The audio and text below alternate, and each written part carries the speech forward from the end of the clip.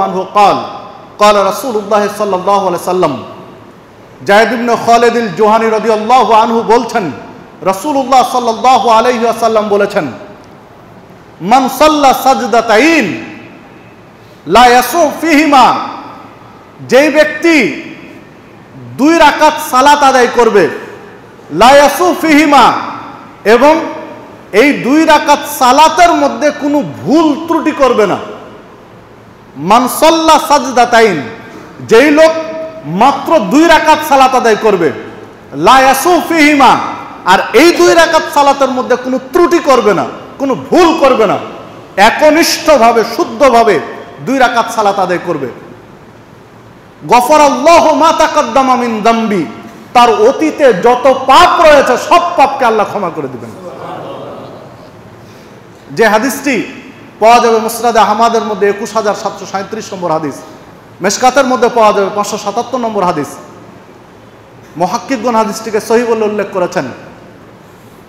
আন উকবা ইবনে আমর রাদিয়াল্লাহু আনহু قال قال رسول الله صلى الله عليه وسلم, উকবা ইবনে আমর রাদিয়াল্লাহু আনহু বলছেন রাসূলুল্লাহ সাল্লাল্লাহু আলাইহি ওয়াসাল্লাম বলেছেন মা মিন মুসলিমিন ইয়াতাওয়াদ্দা ফায়ুহসিনু উযুহু, যে ব্যক্তি যে মা মিন মুসলিম, যে কোনো মুসলিম ইয়াতাওয়াদ্দা ওযু করবে ফায়ুহসিনু উযুহু, তবে ওযু করবে সুন্দরভাবে, মানে একদম রাসূলের তরিকায়, ঠিক রাসূল সাল্লাল্লাহু আলাইহি সাল্লাম যে পদ্ধতিতে ওযু করেছেন ঠিক সেই পদ্ধতিতে ওযু করবে সুন্দরভাবে। ফায়াকুমু, অতঃপর দাঁড়াবে, ফায়ুসাল্লি রাকাতাইন, এবং দুই রাকাত সালাত আদায় করবে। রাসূলের পদ্ধতিতে রাসূলের তরিকায় সঠিকভাবে ওযু করে দুই রাকাত সালাত আদায় করবে। মুকবিলুন আলাইহিমা বিকলবিহি ওয়া ওয়াজহিহি, আর এই দুই রাকাত সালাতে বিকলবিহি, তার হৃদয়কে, তার অন্তরকে, ওয়া ওয়াজহিহি, এবং তার চেহারাকে নিবিষ্ট করে দিবে সির্ফ আল্লাহর জন্যই, মানে হৃদয় মন দিয়ে সির্ফ আল্লাহর জন্যই খালেস অন্তরে দুই রাকাত সালাত আদায় করবে। ইল্লা ওয়াজাবাত লাহুল জান্নাহ, আল্লাহ রাসূল সাল্লাল্লাহু আলাইহি ওয়াসাল্লাম বলছেন তার জন্য জান্নাত ওয়াজিব হয়ে যাবে। সহিহ মুসলিমের মধ্যে হাদিসটি পাওয়া যাবে 576 নম্বর হাদিস, মেশকাতের মধ্যে পাওয়া যাবে 188 নম্বর হাদিস। সম্মানিত উপস্থিতি, দেখুন একজন ব্যক্তির দুই রাকাত সালাতই যথেষ্ট হতে পারে জান্নাতের জন্য, জান্নাতে যাওয়ার জন্য দুই রাকাত সালাত যথেষ্ট হতে পারে। দুই রাকাত সালাত তাকে জান্নাতে নিয়ে যাবে, তবে শর্ত হলো তিনটি। দুই রাকাত সালাত জান্নাতে নিয়ে যাবে লোকটিকে, শর্ত হলো তিনটি। প্রথম শর্ত দিলেন রাসূলুল্লাহ সাল্লাল্লাহু আলাইহি ওয়াসাল্লাম ফায়ুহসিনু উযুহু, ওযু করবে উত্তম রূপে রাসূলের তরিকায়, মানে আমাদের ওযুতে ভুল হয়। এই ইঙ্গিত কেন দিলেন? মানে ওযুতে ত্রুটি রয়েছে। বহু মানুষ ওযু সঠিকভাবে ওযু করা জানি না, ওযু করে আসি কিন্তু শুদ্ধভাবে ওযু করা জানি না। সময়ের দিকে লক্ষ্য করে আগে বাড়তে হচ্ছে, ওযুর পদ্ধতি আজকে বলা সম্ভব নয়, যেহেতু বিষয়ে আরো অনেকগুলো আলোচনা রয়েছে।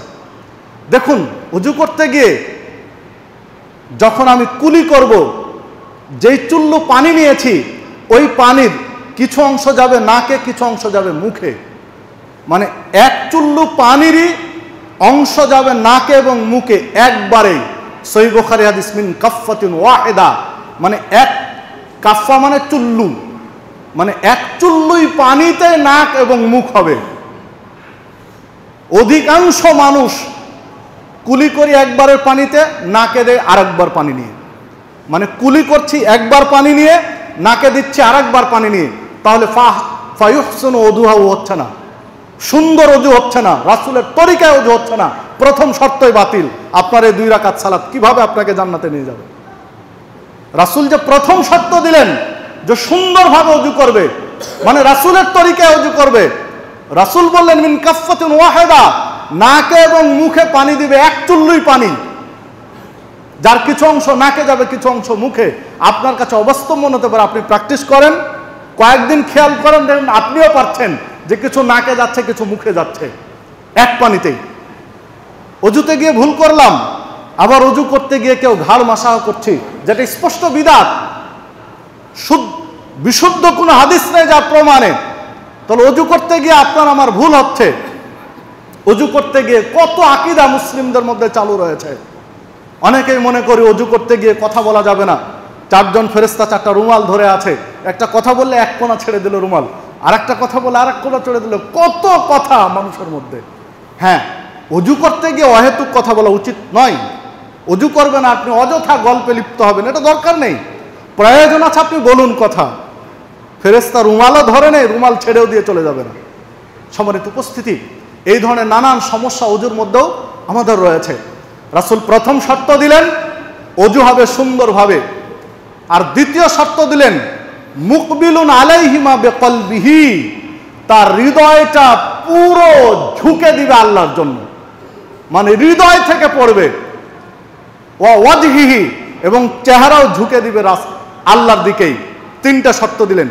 দেখুন, আজকে আমরা 2 রাকাত সালাত আদায় করতে বসলে সারা পৃথিবীর চিন্তা আপনার আমার কলবে এসে জমা হয়, আপনার আমার হৃদয়ে এসে জমা হয়। আজকে কি করব, কি করে এসেছি, সালাতের পরে কি করব, আগামী দিনে কি করা উচিত, সব প্ল্যানিং পাস হয় যেন সালাতে। সালাত যেন আপনার প্ল্যান পাস করার একটা জায়গা। সম্মানিত উপস্থিতি, এজন্য আল্লাহ রাসূল সাল্লাল্লাহু আলাইহি ওয়াসাল্লাম বললেন মুকবিলুন আলাইহিমা বিকলবিহি ওয়া ওয়াজহিহি, তার চেহারা এবং তার কলব নিবিষ্ট করে দিবে সির্ফ আল্লাহর জন্যই। এই 2 রাকাত সালাত তার জন্য জান্নাতকে ওয়াজিব করে দিবে। হাদিস সহিহ মুসলিমের। দেখুন।